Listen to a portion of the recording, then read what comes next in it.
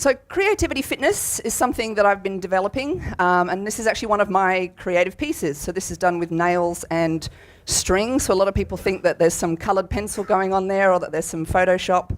But no, it's me and a hammer and a lot of nails and a lot of string. Yes, like your auntie used to do in the 70s. I get that comment a lot. My auntie used to do that. And so we'll kind of look at that. But that's not the point. I just wanted to kind of make a cool piece to talk to you about my creativity fitness kind of idea. And I've been working on it with some people, and I'd like to share it with you today. So when I started kind of coming up with this idea, it was born out of frustration with my day job. So like many of you, I wouldn't have been able to stick my hand up if I was asked that question. No, I didn't have enough time. No, I didn't have enough energy. No, I didn't feel like I was creative at the end of every day. And I started seeing that with my students, that they were getting burnt out. And I started seeing it with my colleagues, that they were like swimming coaches on the side of the pool and not actually getting in the pool and doing any swimming themselves. So I started to hear these sorts of stories. I don't have time. My day job drains all my creativity. So if you tend to go and get a job as a creative person, that can be where it stops. I'm just not all that creative. So I hear that surprisingly, and sometimes from creative people, which is kind of disturbing. You know, they sort of have to be creative for their job, but they still don't describe themselves as a creative person. The polymaths in the room, you'll know this one. I'd love to have a creative project. I just can't choose one thing to focus on, so I kind of do a little bit of each or don't pick one, and so therefore I don't do anything. I'm not an artist, as if creativity is somehow only in the domain of the artist rather than accountants. I'm too tired to make anything on the weekends, as if being creative is involved in making something. The idea that creativity has to have an output, and I'd like to argue that's not necessarily true. This is the kiss of death. My sister is the creative one, or you know, your brother or husband or whatever it is, and so that's sort of by default or by definition means you're not somehow, and so you go, all right, I'll go over here and do something else. I feel selfish when I'm being creative, as if it's somehow a little treat or a little, you know, kind of frivolous activity that you sort of should do in private and not let anyone else know that you're doing it, you know, like eating chocolate biscuits in the middle of the night. I'm worried what people will say. Who do you think you are, Picasso? You know, that guy, that person who says that, you know, tries to kind of bring you down from when you're trying to be, you know, moving forward with something. So thinking about, you know, how does this make me look? So these are all kind of regular comments that I hear. So are you thinking these things? Do you know people who think these things? These are the types of people that I want to help with this idea of creativity fitness. So I'm passionate about helping people become creative, whether they think they're creative or not. I'm passionate about helping my mother become more creative, accountants, entrepreneurs, as well as just the graphic design students that I teach on a daily basis, and also my academic colleagues. And so I'm really passionate about this because I see nothing worse than when a creative flame goes out. And I see that with students, that they'll come into university all very excited, and they usually leave university quite excited, and then they get a job, and maybe another job, and then they're no longer excited. And so even if they've got a job as a creative, they're not necessarily as creatively fulfilled as they'd hope, and that really kind of, you know, brings me down. So this is why I've started to kind of develop this idea. Now this is just a bit more of the work that I do. I can feel that I'm puffing into this. I'll try and not be so close. So this is what I call tactile typography, and I'm a digital designer, so I spend a lot of time in front of my computer. And so I think that, you know, in my non-work time, what I wanted to do was get analog. So all of these things have been created in real life. These are ribbons, so they're 10 centimetre lengths of ribbons that have been cut into pixels and overlaid, nails. These are those little sort of heat beads that you get from IKEA. Takes a lot longer to sort these into the separate colours than you think it might. And then you iron them and they sort of fuse together. So I've been making typography out of these things in my spare time. Now, I'm an academic at a university. I'm the Deputy Director of the Queensland College of Art. So if anybody has the excuse, I don't have time, it's me, okay? 50, 60 hours of problem solving, putting out fires, dealing with people, having my energy drained, having my time stolen from me, and you know, all of these kinds of things that I hear other people complaining about. And obviously at the time I was able to complain about those things as well. But then I started to think, no, I do have time, and I should have the energy. How can I get it so that I can be as creative as I'm supposed to be in my own mind, as well as have the ridiculous day job? And so I started on this project. and I'll share it with you. So the first thing to start with is your beliefs. So how many people here believe that creativity is an innate thing like your eye colour? You're either creative or you're not. How many people believe that? Couple, that's good, okay. How many people believe that they would benefit from an additional level of problem-solving ability? How many of you would like to be able to solve problems better? Okay. How many people think you can't teach an old dog new tricks? You know, when you start to approach 50, you start going, I'm done. My dad is a, he's a Mac technician, so he used to go to people's, offices and houses and fix their Macs. And then after a while, he was just like, oh, another fucking update, I'm done. I can't be bothered learning the new problems that are going to come with installing this thing on everybody's Macs. And so he just said, I'm tapping out, that's it, I'm retiring, and then I don't have to keep up to date with this stuff. And of course, what does he do? He keeps up to date with the stuff, but it's no longer a pressure that he has to do it as a job. So this is what I believe. And I've been working with a few people to kind of prove that it's not just me, and that I've been helping them improve their creativity. And I'm a big fan of metaphor, and so the idea that thinking that creativity is like a muscle, and then thinking, well, if it is like a muscle, how can I get the most out of it? So thinking about exercising it in the way that you would think about real muscles, thinking about a creativity fitness regime, thinking about how do I get the best out of this, what exercises and activities do I actually want to do with my creativity muscle? Because some of us want to make stuff, but other people just want to get to the end of the day and not have decision fatigue. How many of you get home and your partner goes, what do you want for dinner? And you're like, I don't fucking care. I don't want to have to make another decision ever again. I still do that. It's like that idea that, you have more energy to keep kind of making decisions. You don't necessarily have to make anything. Creativity isn't about making things, except for connections. It's about making connections between ideas. It's about observing new things. And it's about it being novel for you. You don't necessarily have to be an original thinker. In the big kind of deacon stage this morning, people were talking about their ideas. And then in the panel afterwards, they said, 2 or 3 of those ideas already exist. But people were being creative in the process of generating those ideas separate from that knowledge. And the fact is, as long as it's novel and unique for you, it's creative.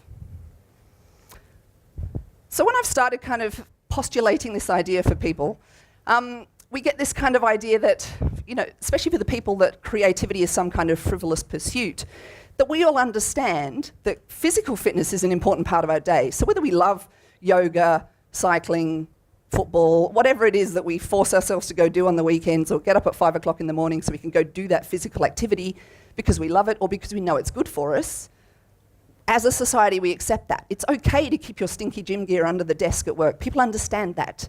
It's like you're going to go running after work. We get it.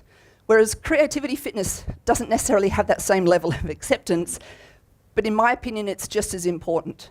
That carving out half an hour of your day to go and sweat, I think it's just as important, if not more so, to carve out half an hour to go and be creative, just for the fun of it, just in order to kind of get your creativity muscles working. And in much the same way, to kind of carry the metaphor along, even if you were a creative person, so you might have been an artist, or you might have done all these paintings, or you might have written a symphony, or you might have been an elite creativity athlete, if you then stop doing something for 6 months and then expect to get back straight into it. So this happens to a lot of my colleagues when they go on long service leave. They go away for 6 months and they come back and they're like, what's wrong with me? I'm like, well, you're just out of condition. You haven't, you've let your creative muscles atrophy, just like you wouldn't go run a marathon after 6 months of sitting on the couch. It's the same kind of idea. So I call it flabby brain syndrome. But the good news is it means that our creative muscles don't go anywhere, they just get flabby. So just like if you don't exercise yourself physically, your muscles don't disappear, they just get angry with you and start kind of getting wobbly. So the idea is your creativity, even if you think you're not creative, it is still there. And that's what I think. Everyone is creative. So in answer to that leading question that you all knew the answer to already, is that everyone has the ability to be creative. It's just that some people let it atrophy for whatever reason, and some people exercise it on a regular basis, often accidentally, just because your job or because you're interested in a particular creative pursuit. So Picasso said it, every child is an artist. The problem is how to remain an artist when we grow up. So think about this. If you know a person who says they're not naturally creative, think about them as a child, or think about yourself as a child. When you see groups of children playing, do you see one in the corner going, I'm not building a pillow fort, I'm not creative? Do you see any children doing that? I hope not. The idea is that kids are born creative and then we have it kind of polished out of us by whatever education systems we get processed through or whatever our parents and peers might expose us to in the environment. So people claim they're not creative, but of course they've just let their creativity fitness muscles atrophy. And this is generally, because we can become sensible and serious, we go get jobs, we earn money, we have babies and marriages and mortgages, and all of these things are the antithesis of creativity. But my argument is that it's not just a pursuit that someone who is an artist should be allowed to do. It's something that we're all going to benefit from, no matter what your day job is. If you're an accountant or whatever it is, we all benefit from additional levels of creativity because those go towards helping us make decisions, making connections, coming up with new ideas. I've spoken to parents and they say, I haven't got any need to be creative. And I say, have you got school holidays coming up? Yep. You've got to come up with 6 weeks of activities for your kids. If that isn't the most creatively engaged activity, I don't know what is. Renovating a house, planning a wedding, all of these things are major creative pursuits. So don't just tell me that artists need creativity fitness. And it's not always about making things, it's about curiosity. It's making decisions based on curiosity rather than fear. It's a simple, kind of way to look at it is, this thing I'm about to do or this thing I'm thinking about, am I making a fear-based decision or am I making a curiosity-based decision? So if we're born creative, where does it go? Has anyone seen the Ken Robinson TED Talk? Yes? If you haven't watched it, it's a great idea to watch it. It's the most popular TED Talk on the TED website, so TED.com. And Ken Robinson talks about the traditional education system. And the problem is, the way that we are tested and measured in an education system is that you have to have the right answer. Come on, little Johnny, what is this thing? It's a chair. Okay, tick. It's all about naming things. It's all about understanding, working through a process, getting the right answer. Creativity is about making mistakes. It's as simple as that. It's too hard to measure in a normal school system, and so we don't. And that's where our creativity kind of gets polished out of us. Plus, there's the kind of social construct around it being frivolous, or you're a crazy alcoholic, whatever it is, over here. And if you read Julia Cameron's The Artist's Way, she talks about that idea that, you don't have to be crazy and you don't have to be drunk to be creative. So what is it and why do we need it? And I think it's just making new connections. It's just that idea of you take something over here and something over there. And Ollie talked about that in his speech, about the idea of, just coalescing all of your kind of experience. Or, in fact, in the app that he's looking at, it's about taking this and taking this. The app itself makes the new connections for you, and then you're kind of, that catalyst is throwing you into an uncomfortable kind of experience where you get to do it. So this idea they're making new connections, so long as they're new for you. That's it. It doesn't have to be the most original idea. This is what stops a lot of people. It just has to be new for you. Novel, not original. So Steve Jobs said creativity is just connecting things. When you ask creative people how they did something, they feel a little guilty because they didn't do it. They just saw something. It seemed obvious to them after a while. That's because they were able to connect the experiences they've had and synthesize new things. So this idea kind of came to me as I was at a very sad end-of-year brainstorming session with a lot of my colleagues. So here we are, we're all graphic design teachers, basically. We're lecturers, we're training new people to go out into the world and create new things. And yet, we went to a brainstorming session at the end of a very tiring, very long year, and it was the saddest, most pathetic thing I've ever seen in my life. And literally the kind of metaphor that popped into my mind was these are fat, out-of-condition swimming coaches that have just been pushed in the pool. They were floundering around. It's like, I want to get on the outside and tell other people how to do it. I know how to refine the strokes, but when I'm actually swimming, I just feel tired. So this idea that, we had to kind of get them to a point where they were still able to be creative practitioners. But then also I would see my students do this towards the end of semester. Work hard, no sleep, get the work done, holidays, and they would crash, and then it would take them a long time to come back into the flow when they got back to uni. So this idea that we needed some sort of fitness program that would keep the fat swimming coaches in condition and would stop my students burning out at the end of every semester. And so this idea that you actually kind of have a fitness program to keep your creativity in shape. So some of you in the room may have all of these problems, if you're very lucky. Some of you may have 2 or 3, some of you may just have 1. So I'll just run through them very quickly. So creative blocks. So these are where we self-sabotage. You know, when you hear yourself saying, yeah, but, if you're that person, if you hear the words that's yeah, but, that come out of your head, or they might be in your brain, you are a saboteur. So you're sabotaging yourself, or you're sabotaging other people. And when I run into students that I can start, when I say, how about we do this? Yeah, but, excuse, yeah, but, problem. Yeah, but I'm short on resources. Yeah, but I can't do this. I give them an elastic band, and I say, every time you say yeah, but, you thwack yourself. And they come to me at the end of the day and go, look at my wrist. I go, that's a physical example of what you're doing to yourself mentally in one day. Stop saying yeah, but. So this is the creative blocks, the self-sabotage, or you might have external saboteurs. Mother. There's people that tell you what you should be doing. Now, resources. I don't have enough time. I don't have enough money. I don't have a studio. I don't have a cast. I don't have a script. I don't have a this. I don't have a that. Cool. If I was to ask all of you to bring me $25,000 at 5 o'clock today, how many of you could do it? The 4 people in the room that have $25,000 in their bank account right now. You could do it because you have the resources. The rest of you are like either don't have the resources or are not motivated enough to give it to me. If I was to say to you, I'm going to take your nearest and dearest and loved one and I'm going to have them killed at 5 o'clock, how many of you could bring me $25,000 then? A few more. Because you became resourceful, you elevated the problem to a different part of your brain and you started to think about selling your car, remortgaging your house, selling some jewelry, stealing some from a bank, whatever it is, you became resourceful. Skills. This myth between having a talent, some kind of innate talent versus working hard. This is one of the biggest problems we have in school at the moment. People are praised for their talent, not for their hard work. And so the idea that you've improved should be what we measure, not that you're just magically good at Photoshop and you're terrible at it no matter how hard you try. This is how we assess at the moment, is there's a level and are you above it or below it? Whereas it should be about your improvement. So people who are praised for hard work tend to perform better. People who are praised for their skills, you're so talented. Oh, all right, I don't need to work hard, and then they stop. And so historically we find that people who work hard do better than people who are talented. The problem of focus. You can do anything, but you can't do everything. And again, polymaths know what I'm talking about. And then habits. I sat down and looked at a speech this morning and I watched a lot of people talk about creative things, and then I turned around and I saw a lot of people just mindlessly scrolling through their Facebook or whatever it is on their phone. People fall into habits. Oh, I'm a bit bored, or I've got a spare 10 minutes.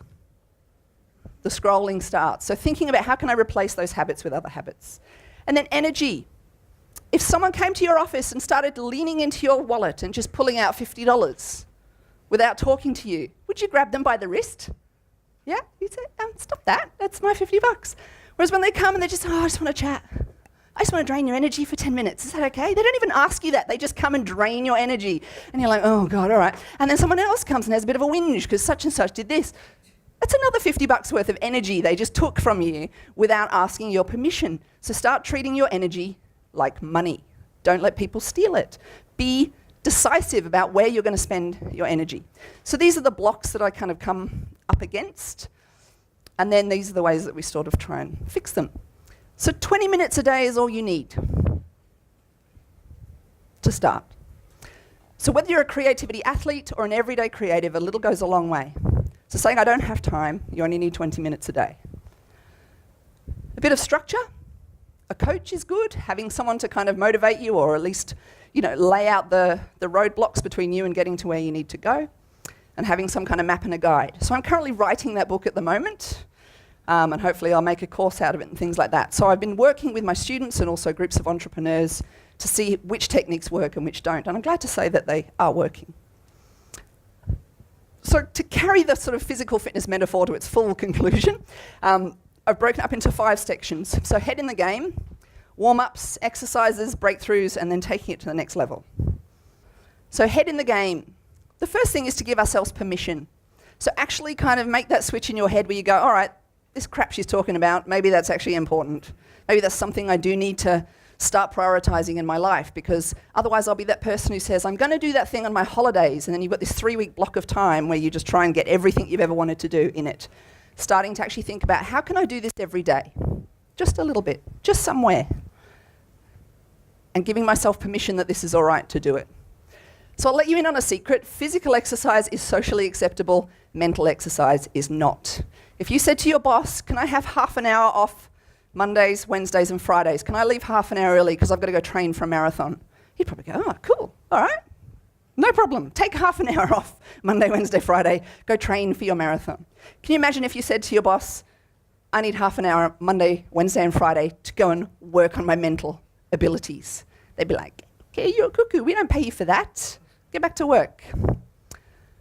Sabotage. So protect yourself. And thinking about adding the word yet. So this is a really good little trick to just say, if you're sabotaging yourself in that I'm not talented enough or I haven't got the time or the resources or the whatever, just say I can't do this yet. Really makes a difference, so give that a try.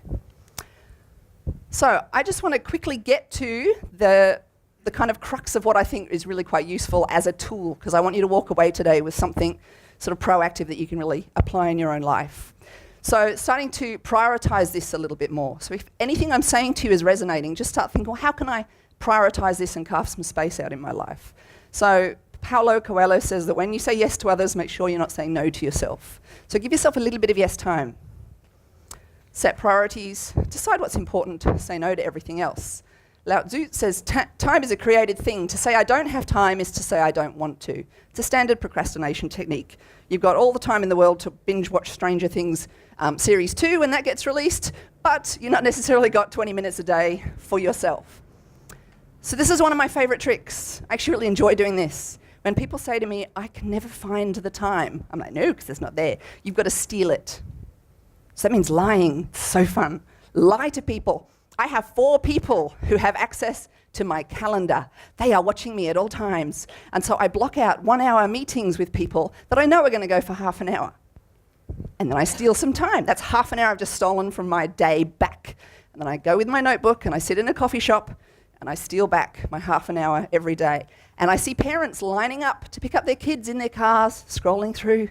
There's your half an hour.